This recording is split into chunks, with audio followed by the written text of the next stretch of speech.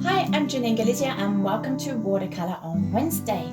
Okay, so for this video, what I want to do is focus on atmosphere. I want to focus on the three fundamentals that we need to actually create atmosphere. Now, this is a little bit, this is three factors together, okay? So these three things actually work together to create an atmosphere in a painting.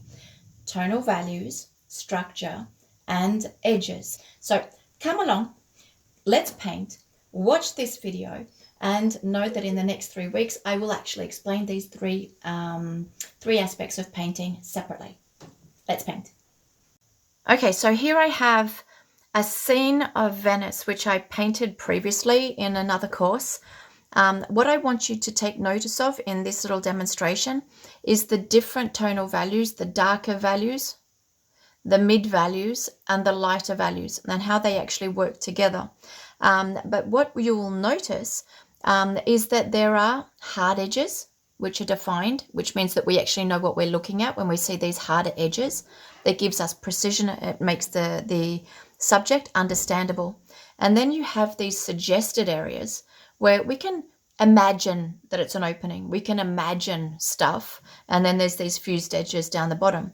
It's actually the tonal values, the structure, and it's the edges working together.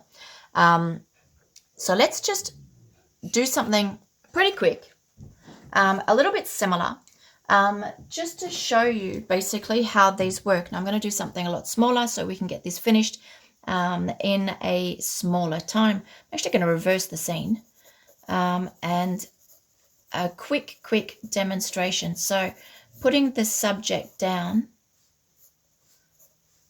very simply.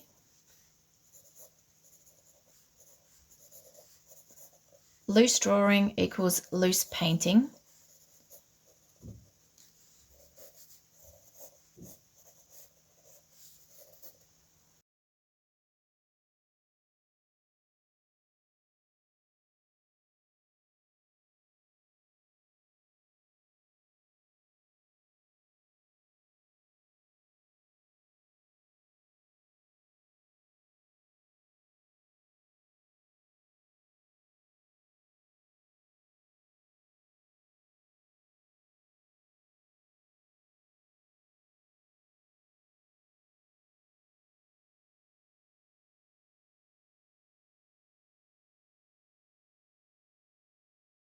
Okay, so I'm going to put some buildings in the background.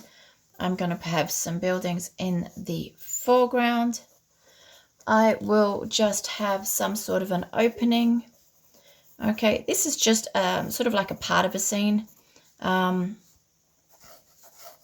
simplified part of the scene, and a little bit of some sort of building on the other side. Okay, just to give us something. I won't even worry about the rest of the sheet. Getting something on the paper. All right, so there we go. That'll do. I don't actually need more than that.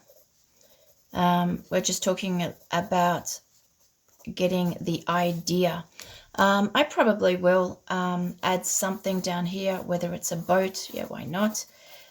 Just to give us some darker values and also change that level so that if everything's on that one level, it becomes a bit too repetitive. Having something coming down, creating a different level here, will make it a little bit more interesting, probably a little bit higher up here as well. Okay, so let's just throw something on the paper. And what we are focusing on here, more than anything, are these edges, tonal values and edges, okay? So I'm not going to worry about a sky because it's just going to take too long to dry. So I am wetting my brush and I'm just going to come back in with something pretty wet. I need light values. I need light values, I need mid values, and I need dark values. That's a little bit of Winsor Violet, to be perfectly honest. That's too much Winsor Violet. And that's my burnt sienna. Okay, so let's go. I'm going to have my light coming from the back of here, and I'm just going to throw this on. Now, this is my sketchbook. This is not actually watercolor paper. You do not need to use watercolor paper every time you're doing little fast sketches. Don't worry about the result of them if the paper's not perfect, but just try and get practicing. That's all we're looking for, just practicing. Okay, my brush is a little bit dry. All right, getting a little bit of detail in, and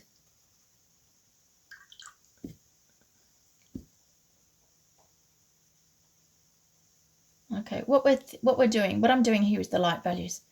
These light values will at some point just disappear into nothing, be so pale that you can't see them, in other words.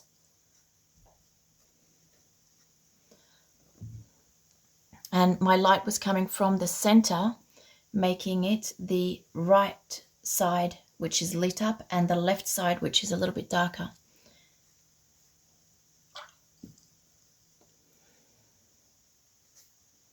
Okay, now just remember, we're doing loose, we're doing fast, and we're just getting the idea in. Okay, just the idea in.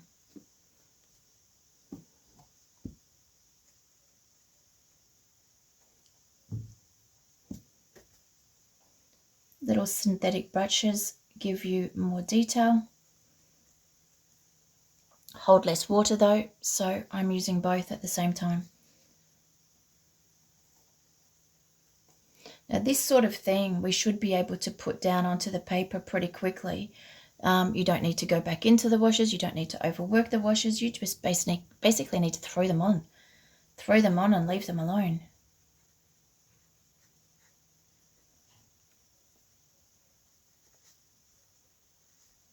A little bit more of a nice orange happening here.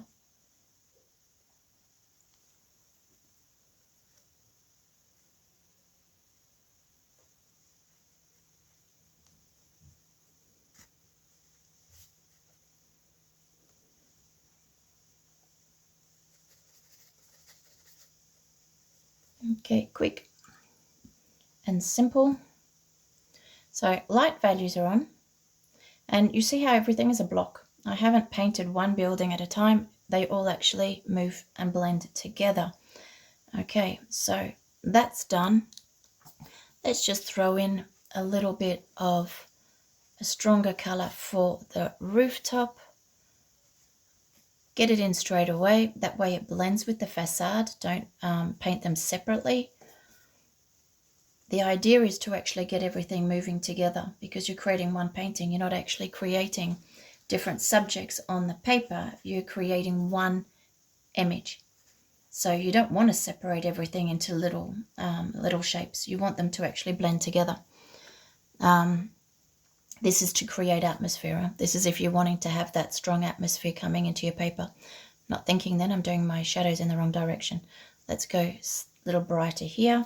Something over here. Who knows what it is, but it's working the big shape. Now I'm going to connect this one down here. Maybe I'll leave a line, but notice that I'm still working this more or less the same tonal value. Not actually changing the value. I'm actually connecting the shapes, pulling that one value, that one wash, back and forth into the subject that I have. And you can see how fast it is to create a result. Now, if I wanted to go back into this, I can. This is where I would take my paper. If you didn't watch my video of last week, go back and watch it. And I'll just drain out the base, the reserve of water down the base of the brush. Take a little bit more pigment, come back in with a darker wash, starting to put some suggested shape, because the paper's still wet, onto the surface. All right, not too purple, but a little bit darker. All right, and again, I'm not going to be pedantic about the details. This is just to get an overview of the subject. And you're going to see it's going to fall into place pretty quickly, huh? Pretty quickly, actually, indeed. And we don't need perfect technique. We just need good tonal values, good edges, and you're going to get that atmosphere. You don't need to be perfect with your technique, and you definitely don't need to overwork your washes. So there you go. There's a little bit of a darker wash. It's a mid-value wash in place. Now let's just go back darker again. So I'm picking up the pure paint, not the liquid in my palette, taking out the extra water to make sure that it doesn't fuse too much. And whatever color that I decide to make my dark values, they can vary obviously in color, but just for this quick demonstration, I'm going to make them a little bit cooler because it's quite warm. So I will actually give them a visual difference when it comes to color to help them, to help separate them from what I already have. Okay, just a little bit of stuff. Not interested in, again, explaining too much, but this is where atmosphere comes from. Can you see that it doesn't come from being perfect? It doesn't come from being perfect. It doesn't come from overwashing, overwetting, complicating your subject. It actually comes from simplifying your subject and just having good tonal values and changing those edges. You want to have different edges. So this is the sort of thing that we're going to be doing in this Monday live. We're going to be working tonal values. We're going to be working the structure. We're going to be working the edges, definitely, to actually get a good painting. But it's not really just about the painting. It's to actually improve the paintings that you do on your own as well. So it's the knowledge. It has to be knowledge that actually works long term, not just for one image. So that's pretty simple. It's very fast. It's a little demonstration just to show you how atmosphere just comes from the edges that we put on, the tonal values that we put on. Don't be too upset and don't be too finicky about the technique that you use, but do pay more attention to the edges that you use in the tonal values. And you're going to see that you're very, very quickly going to have little paintings, bigger paintings, doesn't matter what the size of them are, that are more atmospheric. Once your paintings are more atmospheric, but you know what happens? They have more emotional charge to them. They start to actually have more impact on the people that are looking at the paintings. And yeah, you can go back into your painting. You can add things to your paintings, but the goal is to keep them as simple as you can to get across the message that you want. And you're going to find within no time you will have improved your paintings, and it's a lot of fun. So there you go. Just a little demonstration to help you with the atmosphere in your paintings. So think about the edges. Think about the structure. We'll talk about that in another video. And think about the different levels of precision. More precise, less precise. And you'll get a good result. See you next Wednesday.